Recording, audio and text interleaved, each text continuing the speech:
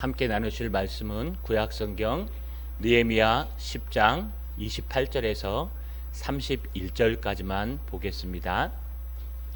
구약성경 742페이지에 있습니다.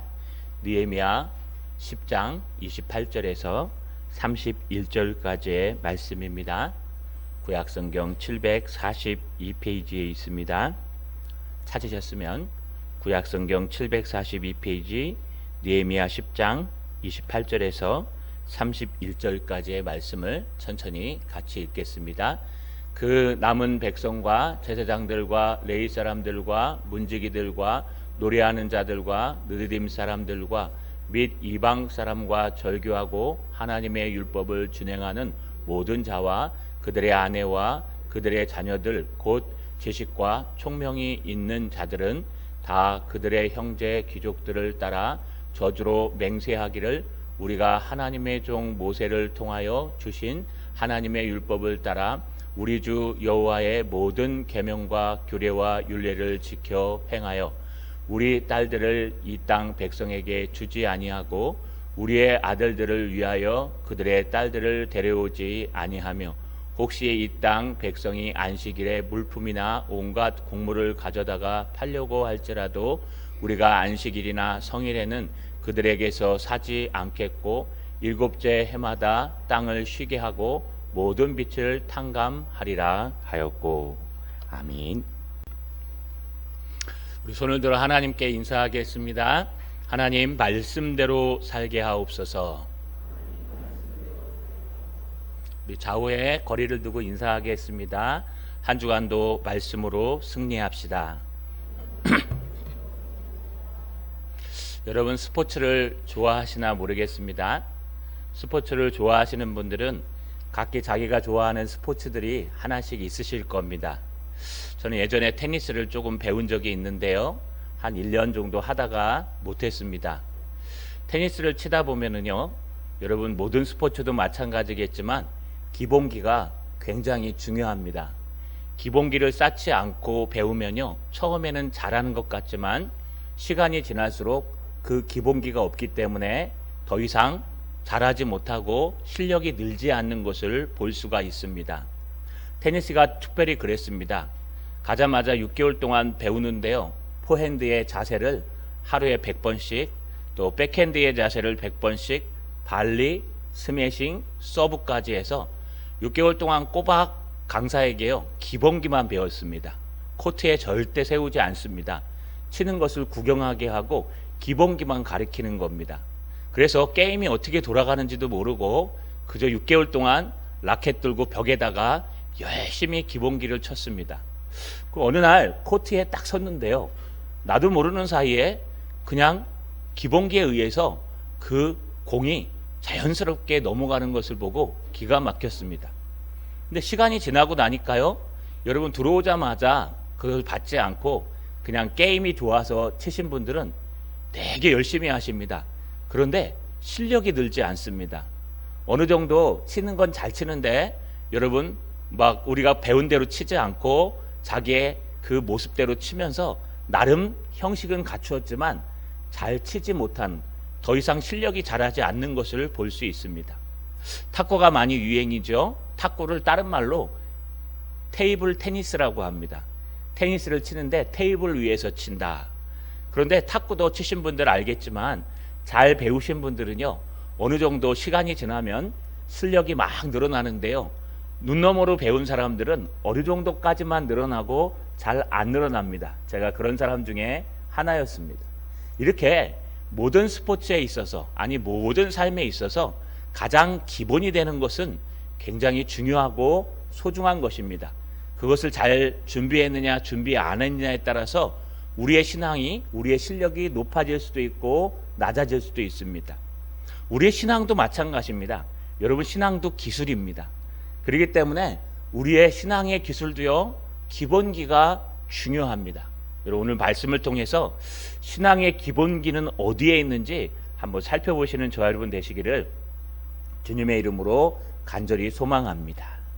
우리 하나님의 명단들을 배웠습니다. 이스라엘 백성들이요, 52일 만에 느헤미야와 함께 성벽을 재고 난 후에 절기 달인 7월 달에 들어서 초막절을 은혜 가운데 말씀으로 잘 지냈습니다.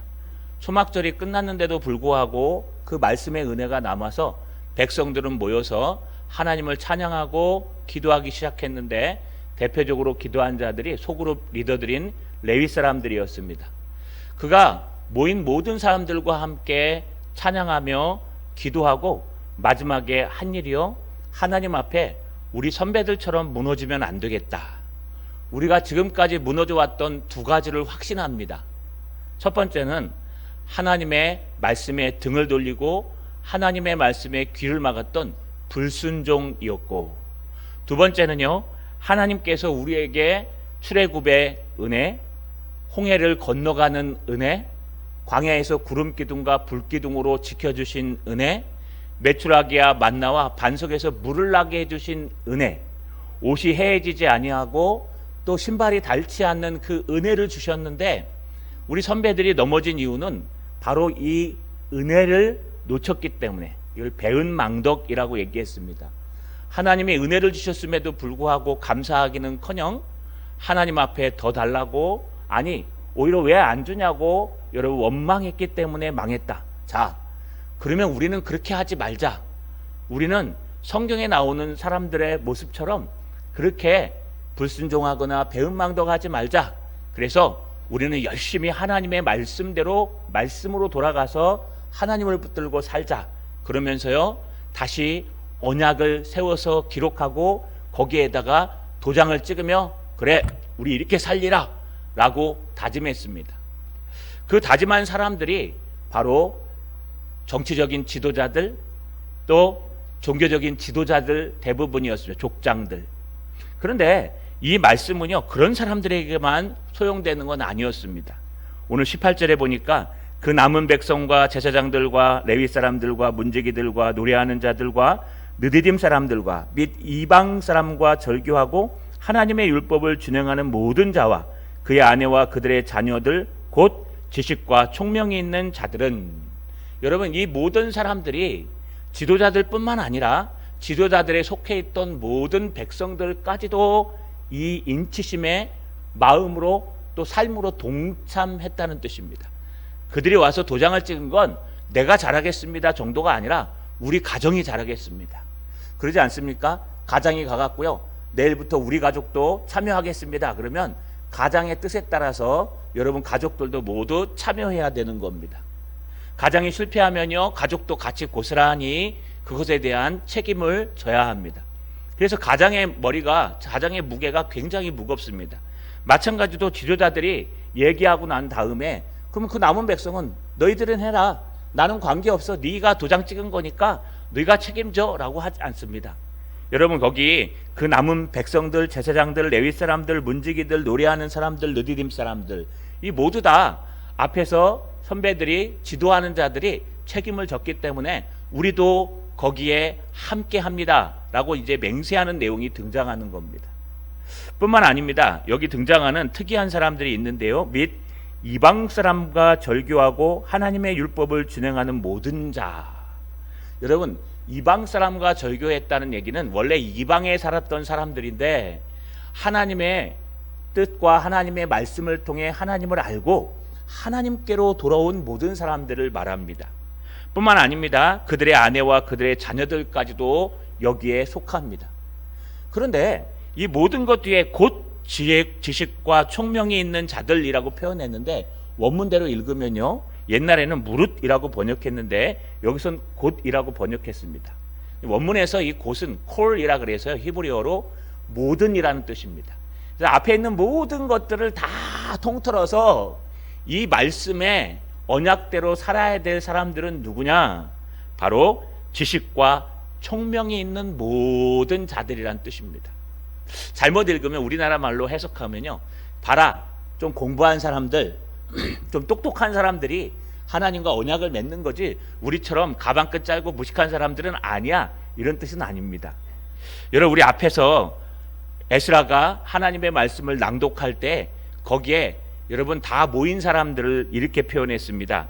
느헤미야 8장 2절과 3절에 보시면 일곱째 달 초하루에 제사장 에스라가 율법책을 가지고 회중 앞 곧 남자나 여자나 알아들을 만한 모든 사람 앞에서 이르러. 알아들을 만한 모든 사람 앞에서, 똑같은 말입니다. 그래서 지식과 총명이 있는 모든 사람들이 아니고 알아들을 만한 모든 사람들, 그냥 성경을 읽을 정도, 성경에 대해서 얘기하면 알아들을 정도, 이렇게 지식이 있는 모든 사람들, 총명한 모든 사람들, 알아들을 만한 모든 사람들은 바로 이 언약, 신앙의 기본기에 대해서 우리가 다짐해야 된다. 이것을 하루에 100번, 1000번 다시 하고 또 다시 하고 또 다시 해야 기본기가 철저히 쌓인다는 것을 설명하고 있습니다. 자, 이들이 바로 하나님의 말씀 기본기의 대상들입니다. 여러분들은 모두 다 속할 겁니다.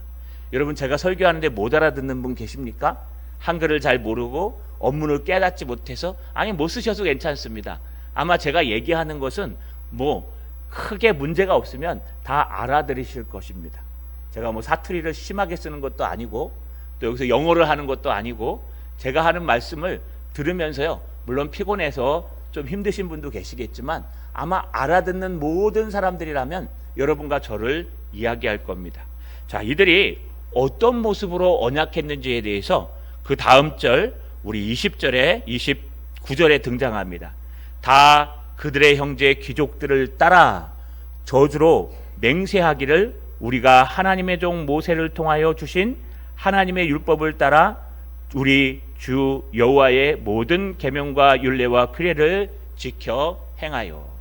제가 묵도하면서 읽었죠. 여러분, 이 모든 사람들이 그들의 귀족을 따라, 귀족들이라기보단 앞장선 리더자들을 따라서, 그들이 도장을 인쳤으니까요, 따라서 맹세하는데, 여기 중요한 단어가 등장해요. 저주로 맹세하기를. 아니, 하나님 앞에 언약을 지금 지키겠다고, 여러분, 나 하겠습니다, 나 이제 열심히 하겠습니다, 주님, 하나님의 말씀대로 여러분 불순종하지 않고 배은망덕하지 않고 하나님 기본기에 충실하여서 신앙의 기본기를 하루에 100번씩, 한 달에 1000번씩 이렇게 열심히 하겠습니다라고 꽝꽝꽝 다짐하는 인침, 여러분 다짐하는, 작정하는 일을 했는데, 그 모든 일을 어떻게 하냐? 저주와 맹세로 했다고 합니다. 여기 원문에 따라서 읽으면요, 이 앞에 로가 붙습니다. 이 전치사라고 하는데 무엇으로, 무엇으로, 무엇을 하다, 이런 뜻이에요. 저주로 하다, 또 맹세로 하다, 이런 뜻입니다. 여러분, 저주로 하고 왜 맹세로 합니까? 축복으로 하고 은혜로 해야죠. 주님, 내가 이걸 지키면은 주님 나에게 축복해 주세요, 이거 주시면은 나에게 은혜를 주세요, 이렇게 신앙의 기본기를 얘기해야 되는데, 여러분, 저주와 맹세로 한다는 건 무슨 뜻이냐? 이런 뜻입니다. 내가 이 말씀대로 살지 않으면 저주받기를 원합니다. 내가 여기에 맹세한 대로 지키지 않으면 여러분, 여기에 내가 하나님 앞에 큰 해를 당하길 원합니다. 이렇게 얘기하는 겁니다. 아마 우리 입장에서는 이해가 잘 가지 않을 겁니다. 그러나 히브리 사람들은요, 여러분, 카리트, 그래서 언약이라는 것을 여러분 죽음의 언약을 얘기합니다. 벼랑 끝에서 죽는 것처럼, 그래서 짐승을 갈라놓고 그 앞을 지나가며 내가 이 언약, 약속을 지키지 않으면 이 짐승처럼 내가 갈라져서 죽기를 원합니다 라는 죽음과 함께 협약, 맹세하는 거예요. 이렇게 강력하게 하나님 앞에 다짐했다는 겁니다. 내가 이제는 죽어도 이 일을 하겠습니다. 하나님, 내가 죽으면 죽었지 돌아서지 않겠습니다. 이런 말과 똑같습니다. 여기 등장하는 맹세들이, 다짐들이 얼마나 강력한 것인지 우리가 알 수 있습니다. 누가 해야 된다고요? 지식과 총명이 있는다, 알아들을 만한 모든 지식이 있는 사람들은 하나님 앞에 기본기를 다져야 돼요. 하나님, 내가 하나님 앞에 기본이 되는 이것만큼은 내가 꼭 하겠습니다. 내가 이거 안 하면 저주받기를 원합니다. 내가 이거 안 하면 한 대 얻어맞기를 원합니다. 내가 이거 안 하면 안 되기를 원합니다 하면서 강력하게 그들이 다짐했다는 겁니다. 무엇을 하기로 다짐했을까요? 29절 상반절에 보니까 우리가 하나님의 종 모세를 통하여 주신 하나님의 율법을 따라, 하나님의 종 모세를 통하여 주신 하나님의 토라, 하나님의 말씀을 따라 살기로 다짐합니다. 또 20절, 29절 하반절에 보니까 우리 주 여호와의 모든 계명과 규례와 율례를 지켜 행하여.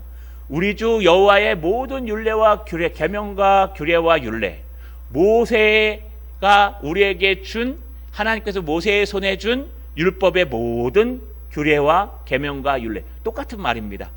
근데 표현을 반복해서 사용하는 거예요. 히브리어에서 반복한다는 건 강조한다 그랬죠. 그러니까 이걸 그냥 오늘날 말로 딱 한마디로 얘기하면 하나님께서 주신 말씀을 따라서 내가 이렇게 살기로 하나님 앞에 저주와 여러분 악으로 깡으로 맹세합니다. 이런 말과 똑같습니다.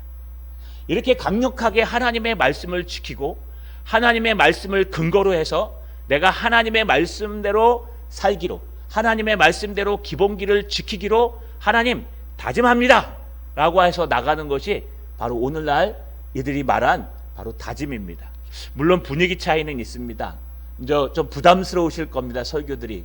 왜냐하면요, 여기에는 여러분 혼인의 관계, 거룩한 주일, 또 11조, 첫열매, 수많은 우리의 신앙의 기본기들이 여기 들어가 있습니다.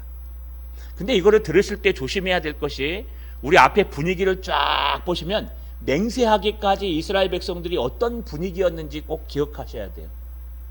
여러분, 왜 우리가 설교할 때요 본문을 갖다 이렇게 뚝뚝 띄는 게 많이 어렵냐 하면, 이런 분위기 없이 그것만을 전하면요 우리에게 의무가 되고 우리에게 큰 짐이 됩니다. 근데 우리 지금 앞에 분위기가 어땠습니까? 52일 만에 하나님의 은혜로 성벽을 재건했어요. 또 여러분, 그 초막절을 지키는데 정말 역대 이때까지 그런 초막절이 없을 정도로 말씀으로 은혜로 초막절을 다 지켰어요. 이스라엘 백성들의 지금 은혜가 충만합니다. 성령이 충만합니다. 그러니까 절기가 끝났는데도 또 모여가지고 하나님의 말씀을 나누고 기뻐했습니다. 심지어는요, 여러분 레위 사람들이 9장 5절 이하에 보시면 계속 하나님의 나라를 찬양하고 기도하고 마지막에 봉인을 한 거예요. 그러니까 이들이 그냥 아무 은혜 없이 억지로 한 게 아니라 지금 하나님의 말씀 충만, 하나님의 은혜 충만, 하나님 앞에 회개하고 기도하고 하나님 이 은혜를 절대로 놓치지 않겠습니다라고 하는 마음의 각성과 성령의 충만 가운데 그들이 다짐한 게, 내가 죽으면 죽었지, 내가 어떤 일이 있어도 하나님의 말씀 안에 있는 이 기본기를 지키겠습니다 라고 다짐했다는 겁니다. 여러분, 이제부터 설교는 이런 마음으로 들으셔야 돼요. 이걸 뭐 동떨어져서 나는 은혜가 없으니까 뭐 이제부터 목사님 설교하는 건 안 지켜도 돼 이러시면 안 돼요. 이것을 받아들이지 못하는 내 마음에 은혜 없음을 회개하셔야 돼요. 또 은혜가 되셔서요, 맞아 그거야 지금부터 잘해야 되겠어 라고 마음이 드신다면 성공하시는 겁니다. 자, 여러분, 성도는요 하나님의 말씀을 따라 살기로 다짐하는 사람들입니다. 오늘 지각이 있어서, 총명이 있어서 이곳에 나오신 여러분, 알아들을 만한 머리와 지식이 있어서 나오신 여러분, 또 온라인으로 드신 여러분, 하나님 앞에 말씀을 따라 저주와 맹세로 내가 하나님 죽으면 죽었지 이것만큼은 꼭 양보하지 않고 지키겠습니다 라고 다짐하는 저 여러분 되시기를 주님의 이름으로 간절히 소망합니다. 그렇다면 신앙의 기본기는 무엇일까요? 오늘은 두 가지를 얘기합니다. 하나는 신앙의 가정을 이루라, 또 하나는요 성수주일하라. 이 두 가지입니다. 여러분, 오늘 본문의 말씀을 잘 보시면 오늘 30절에 우리의 딸들을 이 백성에게 주지 아니하고 우리의 아들들을 위하여 그들의 딸들을 데려오지 아니하며, 여기 우리의 딸들과 우리의 아들들은 바로 이곳에 모여서 신앙생활하고 예배드리는 하나님의 백성들, 하나님의 성도들을 말합니다. 또 이 백성의 아들들, 이 백성의 딸들은요 믿지 않는 그 당시에 가나안 땅에 살고 있었던 가나안 족속들, 또 바벨론과 페르시아에 의해서 여러분 총명스러운 사람이 이주해서 땅에 살고 있었습니다. 아직 해방이 되지 않았기 때문에. 또 와서 지배하는 계층들, 또 거기에 있었던 여러분 남은 자들, 이 모든 사람들 이 땅에 이방신을 섬기며 이방 것을 살고 있는, 거룩한 주의를 지키지 못하는 모든 사람들을 말합니다. 바로 이 믿지 않는 사람들에게 우리의 아들들을 딸들을 주지 말고 그들의 딸들을 우리 아들들에게 주어서 데리고 오지 말자라고 다짐합니다. 여러분, 이게 목숨을 걸고 다짐해야 될 성도의 첫 번째 모습이에요. 내가 불신 결혼은 시키지 않겠습니다. 첫 번째는 그런 모습이고요. 이걸 좀 더 확대하면 내가 우리의 가정을 신앙으로 물려주고 신앙으로 회복하겠습니다. 이런 뜻이에요. 여러분, 우리 앞에 에스라가 이 땅에 1차 포로 기한을 하고 에스라가 2차로 돌아왔을 때요, 에스라가 개혁한 것이 있었습니다. 그래, 가나안 땅에 가면 먼저 스룹바벨을 통해서 갔던 사람들이 성전을 재건하고 있겠지, 그리고 그들이 열심히 잘하고 있겠지 하고 돌아왔는데요, 여러분, 이스라엘 백성들이 어떤 모습이었어요? 이방인들과 교제하며 연락하며 그들과 함께 결혼하고 혼인해서요, 이방에 다 빠져 있는 거예요. 여러분, 그도 그럴 것이 그들은 지금 70년 정도를 외부에서 살다가 들어왔어요. 70년 동안 여러분 서울가 사시다가 다시 창원에 오시면 70년 후에 아는 사람 별로 없습니다. 70년 동안 갔다 올 일도 없겠지만 우리 다음 세대가 들어오면요, 우리 왔던 고향에 가면 아는 사람이 별로 없어요. 저도 제가 살던 서울 남양주시 요즘 많이 등장하는 여러분 양술이라는 곳에 살았는데요, 그 마을 건너편에 진중리라고, 얼마 전에, 여러분 얼마 전이 아니군요, 얼마 전도 한 5년 전일 겁니다. 처음으로 한번 갔습니다. 갔는데 귀 다 바뀌어 버렸어요. 이제 뭐 특례시 쪽으로 변해가지고 아파트가 들어오고, 그 아파트가 엄청나고, 그 산골이었던 저희 동네는 웅길산역이라는 역이 들어서 가지고요, 오만 서울 사람들이 다 옵니다. 완전히 번화가가 됐습니다. 그리고 거기 들어온 사람들을 찾는데 친구 어머님 아버님은 대부분 다 돌아가셨고 사람들을 찾을 수가 없는 거예요. 몇십 년 만에 한 번 갔더니. 여러분, 그런데 70년 만에 한 번 가면 어떻게 될까요? 아무도 없어요. 낯선 땅이 되어버립니다. 우리 할아버지 할머니들이 살던 그 땅으로 돌아갔는데 낯선 땅이 됩니다. 그러면 거기에 적응할 수 있는 방법은 뭐예요? 거기에 있는 사람들과 인연을 맺고 살아가면 됩니다. 거기에 있는 사람들과 서로 교제하고 거기 사는 사람들의 생활 양식을 따라서 여러분 모임 반상회나 이런 게 있으면 가서 참석해갖고 같이 하고, 그들이 가서 뭐 파티하면 파티에 같이 참석하고, 그들의 자녀들을 우리 아들들과 연애하게 해서 결혼시키고 하면은요, 여러분 금방 거기 있는 사람들과 친해지고 먹고 살 길이 트여요. 근데 한번 이렇게 생각해 보십시오. 너 70년 만에 돌아가. 그랬는데 거기에 있는 사람들과 교제하지 마. 오염돼. 거기에 있는 사람들과 이야기하지 마. 거래도 하지 마. 절대 너희 아들들을 그들의 딸에게 주지 말고 그들의 딸을 너희 아들들에게 주지 마. 이런 폐쇄적인 사회가 어디 있습니까? 하나님이 지금 우리를 고립시키시는 겁니까? 여러분, 성경을 잘못 읽으면요, 이 성경은요, 이 땅에서 가장 폐쇄적이고 가장 막혀있는 그런 인간관계를 만들어내는 책이에요. 그런데 그거는 인간관계에서 얘기하는 거예요. 하나님은 그것보다 더 중요한 것이 있는데 바로 하나님과의 관계라는 거예요. 하나님과의 관계가 무너지면 네가 아무리 좋은 인간관계를 갖고 있어도 그것은 얼마 못 가요. 여러분, 막 떵떵거리고 사는 것 같아도 조금만 지나면 다 거기가 거기고 거기가 거기예요.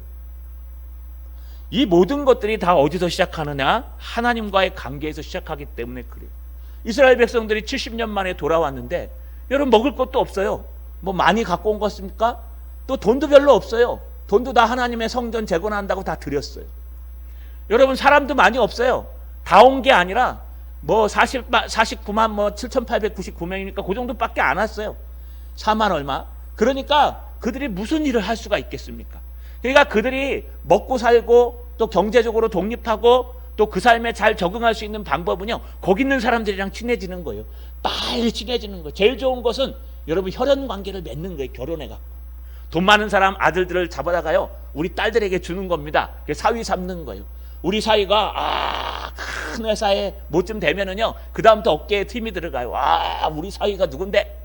우리 사위는 이 판사야, 우리 사위는 검사야, 뭐 이럴 버리면 끝나는 거예요. 여러분, 딸들을 아들들에게 주지 않아요. 여러분, 우리 며느리는 누구 자식이야? 우리 며느리는 얼마나 이런 데인지 몰라. 물론 시집 장가 잘못 보내라는 얘기는 아닙니다. 여러분, 안 믿는 사람과 혼인하게 하는 것이 얼마나 위험한 것인지 지금 성경은 이해하고 있는 것을 잘 볼 수 있습니다. 그래서 출애굽기 34장 11절에서 16절은 한번 들어보십시오. 이렇게 기록합니다. 너는 내가 오늘 내게 명령한 것을 삼가 지켜 보라. 내가 내 앞에서 아모리 사람과 가나안 사람과 헷 사람과 브리스 사람과 히윗 사람과 여부스 사람을 쫓아내리니 너는 스스로 삼가 내가 들어가 땅의 주인과 언약을 세우지 말라.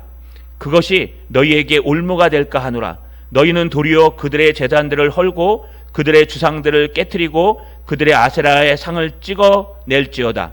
너는 다른 신에게 절하지 말라. 여호와는 질투라. 이름하는 질투의 하나님이시라.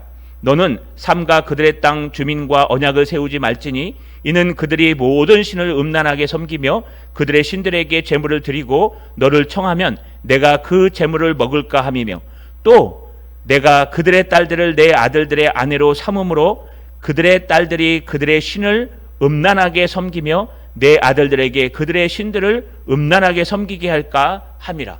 모세를 통해서요, 하나님이 이미 말씀하셨어요. 내가 너에게 약속의 땅을 줄게. 가나안 땅인데 너 거기 들어갈 때 그렇게 좋지 않을 거야. 방랑객 나그네가 들어가는데, 그러니까 들어가서 인간적인 방법으로 그들과 관계를 맺지 말라는 거예요. 하나님과의 관계가 우선돼야 된다는 거예요. 그래서 너희 아들들을 그들의 딸에게, 너희 딸들을 그들의 아들에게 주지 마라. 왜? 그들의 아들들과 그들의 딸들이 너희 아들들과 딸들을 신앙으로부터 멀어지게 할까 염려가 된다는 거예요. 여러분, 신명기에 가면 다음 세대에 더 자세하게 설명합니다. 신명기 7장 1절에서 4절인데 여러분 한 3절부터만 읽겠습니다. 또 그들과 혼인하지 말지니 내 딸들을 그들의 아들들에게 주지 말 것이요 그들의 딸도 내 며느리로 삼지 말 것은 그가 내 아들들을 유혹하여 그가 여호와를 떠나 다른 신들을 섬기게 하므로 여호와께서 너희에게 진노하사 갑자기 너희를 멸하실까 걱정함이라. 하나님께서요, 하나님의 백성일지라도 하나님의 말씀대로 살지 않고 신앙을 지키지 않고 살아가면 하나님께서 그들을 멸하신대요. 여러분, 이 땅에서 잘 먹고 잘 살고 사람들과 친교하고 친구가 많아가지고요, 날마다 즐겁게 살다가 하나님 앞에 하루아침에 한 대 맞아가지고 쫄딱 망해가지고요 땅바닥에 팍 떨어지기를 원하십니까?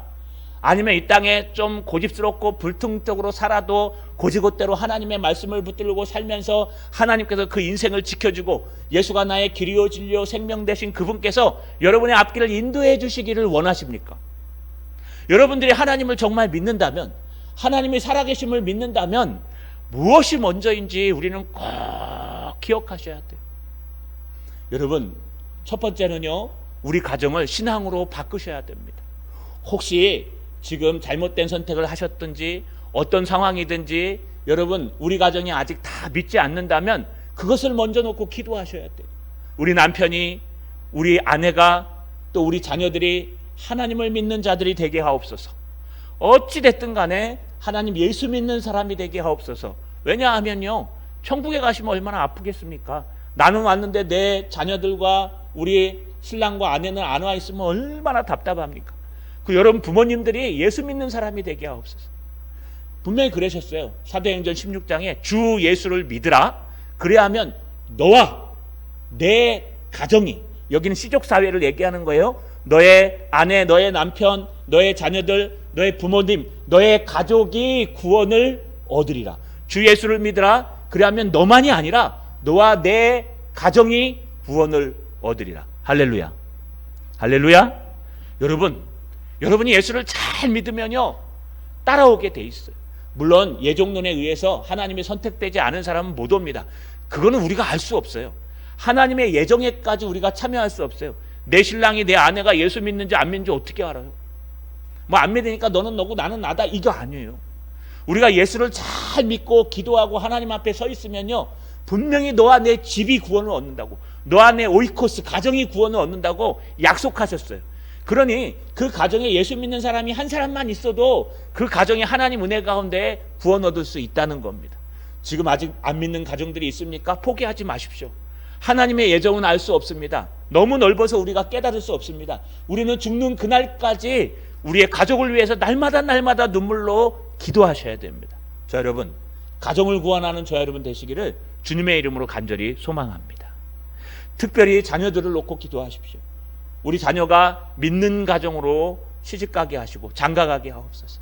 될 수만 있으면 믿는 사람을 만나게 하옵소서. 아니 안 되더라면 믿을 수 있는 사람을 만나게 하옵소서. 물론 결혼해서 여러분 그를 전도하면 더 좋겠죠. 그러나 할 수 있을지 없을지는 우리가 판단하는 게 아니기 때문에 우리는 그것을 꼭 지키셔야 합니다. 이 신앙의 가정을 이루는 것이 저주와 맹세로 양보하지 못할 기본기예요. 오늘날 이게 무너져서 너무너무 가슴이 아픕니다. 제가 예전에 있던 큰 교회에 여러분 장로님이 한 분 계셨어요. 장로님이요, 자녀 결혼식인데 청첩장도 안 돌리셨어요. 목사님이 화가 나셔갖고요, 당연 장로님이신데 말씀하셨어요. 그때 장로님 하시는 말씀이, 내 아들을 잘못 키워서 내 아들이 안 믿는 여자랑 결혼했습니다. 제가 하나님 앞에 부끄러워서 조용히 그냥 식구들끼리 모여서 예배로 끝냈습니다.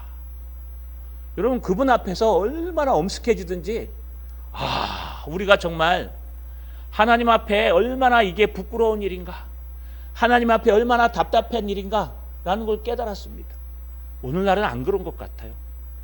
오늘날은 안 믿는 사람과 결혼해야 돼요. 떳떳하게 여러분 당당하게 초대하고, 당당하게, 왜? 내가 부조 다 했으니까 너도 나한테 부조해, 이런 식의 신앙을 가진 사람들이 있다는 거예요. 여러분, 이거 회개하셔야 돼요. 우리가 하나님 앞에 늘 눈물로 기도하셔야 돼요. 하나님, 나의 자녀를 믿는 자녀들에게 보내지 못함을 용서해 주십시오. 내가 자식을 잘못 키워서 예수 믿지 못하는 아이한테 보낸 걸 용서해 주십시오. 내가 내 아들, 딸을 잘못 키워서 믿지 않는 사람들을 선택하고 결혼하게 하는 걸 용서해 주십시오. 저들의 자녀가 정말 저들이 예수 믿는 가정이 되게 하옵소서. 여러분, 그런 사람들에게 결혼시키신 분들은 새벽마다 나와서 기도하시고 예배마다 나와서 눈물로 기도하셔야 돼요. 나중에 천국에 갔는데 그 며느리가 안 와 있으면 어떡하실 거예요? 나중에 천국에 갔는데 그 아들들이 안 와 있으면 어떡할 거예요? 여러분, 내 사위가 안 왔어요. 얼마나 가슴 아프겠습니까? 우리가요, 꼭 기억하셔야 됩니다. 물론 오늘 말씀은 꼭 기억하라 그랬습니다. 음으로 들으면 안 돼요. 은혜로 들으셔야 돼요. 하나님 앞에 은혜 받은 사람들이 어떤 기본기를 갖느냐? 첫 번째, 신앙의 가정을 이루겠습니다. 지금까지 내가 신앙의 가정을 이루지 못했으면 내가 이제부터라도 기도함으로 신앙의 가정을 이루겠습니다. 우리 자녀들이 신앙의 가정에 가련하고 시집가지 못했으면 내가 지금부터라도 내가 먼저 눈물로 새벽마다 하나님 앞에 기도하여 우리 자녀들을 신앙의 가정으로 만들겠습니다. 그렇게 다짐하셔야 됩니다. 여러분, 두 번째는 무엇이냐? 바로 성수주일입니다. 오늘 31절 상반절에 보시면, 혹시 이 땅 백성이 안식일에 물품이나 온갖 곡물을 가져다가 팔려고 할지라도 우리가 안식일이나 성일에는 그들에게서 사지 않겠고. 여러분, 안식일이라고 얘기합니다. 안식일이나 평일이란 뜻은요, 이 원문대로 번역하면 안식일 곧 성일이란 뜻입니다. 안식일은 거룩한 날입니다. 그래서 우리는 안식일을 지키라고 십계명에도 나와 있습니다. 이렇게 안식일은요, 거룩하게 지키는 날이에요. 안식, 쉬다, 일, 날. 이 날은요, 쉬는 날이란 뜻이에요. 공휴일일, 홀리데이란 뜻이 아닙니다. 이 날은 안식하는 날, 쉬는 날인데 어떻게 쉬느냐? 여러분, 그런 말을 하는 거예요. 여러분, 거룩한 날, 쉬는 날, 안식일이라고 얘기하죠. 거룩이라는 것이 카도시, 의롭다, 또는 여러분 카도시, 분리하다, 이런 뜻이라 그랬습니다. 그래서 다른 날과 분리해야 되는 날이란 뜻이에요. 안식일은 다른 날과 분리하셔야 됩니다. 안식일을 다른 날과 똑같이 생활한다면 그건 거룩한 날이 아니에요. 여러분, 하나님의 물질을 구별하시죠? 똑같은 돈입니다. 5만 원짜리, 만 원짜리, 1,000원짜리예요. 그런데 어떤 거는 하나님의 돈이고 어떤 건 내 돈입니까? 여러분, 이게 뭐 똑같은 종이요? 뭐 화학적인 물질이 달라요? 그렇지 않아요. 내 마음에서 그 돈을 구별해서 하나님 앞에 헌금으로 드리는, 그게 하나님의 헌물이에요. 마찬가지입니다. 날이 똑같은 365일, 일주일은 7일인데 그 중에 안식일을 구별하는 겁니다. 그래서 그날을 하나님 앞에 안식하며 드리며 거룩하게 드리는 거예요. 그렇다면 여러분, 안식하며 드린다는 게 뭘까요? 안식한다는 건 쉰다는 뜻이에요. 근데 쉬는 날인데요, 여러분, 이 쉬는 날이 어떻게 쉬는 겁니까? 우리는 영적인 휴식이 있고 육적인 휴식이 있습니다. 제가 예전에 한번 십계명을 설교하면서 한번 했었는데요, 영적인 휴식은 어떤 휴식일까요? 우리 영적인 몸은요, 맛있는 것을 먹고 또 맛있는 것을 듣고 우리가 영적으로 은혜를 받아야 쉽니다. 그래서 영의 양식은 하나님의 말씀이라 그러는 것은 우리 영적임도 하나님의 말씀을 듣고 또 은혜를 받고 기도함으로 튼튼한 근력을 다져서 삶으로 그것이 나타날 때 쉼을 얻는 거예요. 그러니까 잘 먹고 잘 쉬어야 돼요. 근데 우리 육신도 똑같아요. 우리 육신도 6일 동안 열심히 일하면 7째 날은요 좀 쉬어줘야 됩니다. 쉬어가지고 좀 누워있든지 잠깐 어떻게 쉬든지 잠깐 뭐 해야 됩니다. 이게 안식이에요. 근데 성경에는요 육신적인 쉼보다 영적인 쉼이 더 중요해요. 무릇 지킬 만한 것보다 내 마음을 지키라. 생명의 근원이 이에서 남이니라. 그래서 안식일이라는 것은 내 마음을 쉬어주는 날이에요. 내 육체가 쉬는 날이라기보다 내 마음이 쉬는 날이에요. 여러분 여기다 근심을 갖다 가득 놓고 있는데 좀 가서 쉬어 그럼 쉬어져요? 막 걱정거리가 여기 덕지덕지 붙어 있는데 너 집에 가서 잠깐 쉬고 와 그럼 쉬어져요? 잠깐 잠을 자면서 까먹든지 잠깐 다른 일을 하면서 스트레스 해소할 정도죠. 그 문제가 해결돼야 여러분 얼마나 가슴이 편합니까? 똑같아요. 우리 마음에 영적인 공고함이 있으면 쉬지 않습니다. 그래서 안식일은요 영적으로 쉬는 날이에요. 영적으로 어떻게 쉬어요? 하나님의 말씀을 와서 듣고 예배함으로 은혜를 받고 형제들과 교제함으로 여러분 발을 넓히고 은혜를 받고 쉬는 거예요. 만약에 육적으로 쉬어서요 안식일 빨간 날이니까 우리 고생한 자요 도시를 떠나라 여행 다니는 게 안식이라고 얘기하시면 여러분 가이드들이 가장 행복한 사람들이에요. 날마다 안식하니까. 가이드들이 행복해요? 죽으려고 합니다. 스케줄이 있는 날은요 막 힘들어합니다. 여러분 만약에 집에서 잠자고 아무것도 안 하는 게 가장 큰 안식이라 그러면 여러분 아마 쉬시는 분들이 가장 우리 백술이 가장 행복할 거예요. 근데 행복해요? 아니요 눈치 보이잖아요. 그죠? 이 집에서 가만히 있는 게 눈치 보여야 돼요. 은퇴하고 나서 중요합니다. 자기 취미를 가져야 돼요. 이런 건 안식이 아니에요. 진짜 안식은요 열심히 일하고 바쁘게 일하더라도 하나님의 말씀 가운데 나와서 은혜를 받고 근력을 행하는 것이 바로 안식일입니다. 그래서 안식일은요 거룩하게 지켜야 돼요. 근데 왜 안식일을 지키지 않고 우리는 주일을 지킬까요? 이것에 대해서 설명하려면 끝이 없겠죠. 간단하게 얘기하면은요 여러분 영적인 안식은 예수님이 안식 후 첫날 부활하심으로 말미암아 우리에게 임하였습니다. 우리에게 다 해결됐습니다. 그래서 우리 제자들도 안식 후 첫날 주일을 지켰습니다. 또 역사적으로 많은 총회에서요 주일날 지키기로 결의했습니다. 성경적으로도 또 신앙적으로도 목회적으로도 우리는 토요일이 원래 안식입니다. 여러분 원래 구약에 나오는 안식은요 금요일날 해 질 때부터 토요일날 금요일날 해 질 때부터 토요일날 해 지기 전까지가 안식일이에요. 그러니까는 우리 제칠 안식일교가 지키는 것처럼 토요일이 원래 안식일이에요. 그런데 우리는 주일을 지켜요. 왜냐하면 예수님이 부활하신 후에 모든 제자들은 주일을 지켰기 때문에. 그 대신 안식일을 그대로 주일로 가져와서 주일을 안식일처럼 지킵니다. 영적 해방. 육적인 안식일뿐만 아니라 영적인 안식을 지키는 거예요. 그래서 우리는 주일을 거룩한 날로 또 안식하는 날로 지키는 겁니다. 이 안식하는 날 우리가 제대로 지키지 아니하면요 안 된다는 겁니다. 더 이상 길게는 하지 않겠습니다. 언제 기회가 된다면 제가 안식일에 대해서 왜 주일을 지키게 됐는지 무엇이 진정한 안식인지 성수주의라는 게 얼마나 중요한지 나누고 싶습니다. 그러나 두 번째 그들이 저주와 맹세로 얘기한 기본기는 바로 주일 성수입니다. 내가 이 주일만큼은 하나님 앞에 와서 예배하리라. 내가 이 주일만큼은 하나님 앞에 거룩하게 구별된 안식일로 되리라. 내가 세상 얘기하고 정치 얘기하다가도 주일날 교회 오시면 하나님 말씀을 얘기하리라. 이날만큼은 내가 입을 닫으리라. 내가 거룩한 주일 이날만큼은 내가 저주로 맹세하고 내가 이렇게 안 하면 죽겠습니다. 하나님 내가 이렇게 안 하면 내가 저주받기를 원합니다 할 정도로 주일을 거룩하게 지키겠다고 예배드리며 지키겠다고 다짐하는 것이 두 번째 신앙의 기본기입니다. 자, 여러분 말씀을 마치겠습니다. 이 신앙의 기본기를 은혜로 받읍시다. 음으로 받으시면요 힘들어집니다. 은혜로 받으셔야 됩니다. 이것은 내가 꼭 하리라. 저주로 맹세하셔야 됩니다. 신앙의 기본기 첫 번째가 무엇입니까? 우리 가정과 우리 자녀들의 가정은 예수 믿는 가정으로 만들리라. 이건 양보할 수 없다. 신앙의 기본기 두 번째 뭡니까? 내가 다른 날들은 다 일할지라도 이 안식일만큼 거룩한 주일만큼은 하나님 앞에 와서 예배드리리라. 여러분 이 두 가지의 기본기를 잘 지키면요 테니스 치는 사람들이 눈너머로 대충 배우면 안 늡니다. 탁구도 그렇고요. 그러나 강사에게 제대로 배우면요, 여러분 충분히 그 실력이 일취월장 자라갈 것입니다. 저희도 마찬가지입니다. 눈너머로 신앙 배우지 마십시오. 하나님의 말씀을 통해서 하나님의 말씀을 따라서 진리로 배우십시오. 여러분, 그러면 여러분의 신앙이 일취월장하여서 날이 가면 날이 갈수록 훌륭한 하나님의 성도들이 될 것입니다. 안식일을 거룩히 지키고 신앙의 가정을 위해 눈물 흘리는 저 여러분 되시기를 주님의 이름으로 축원합니다.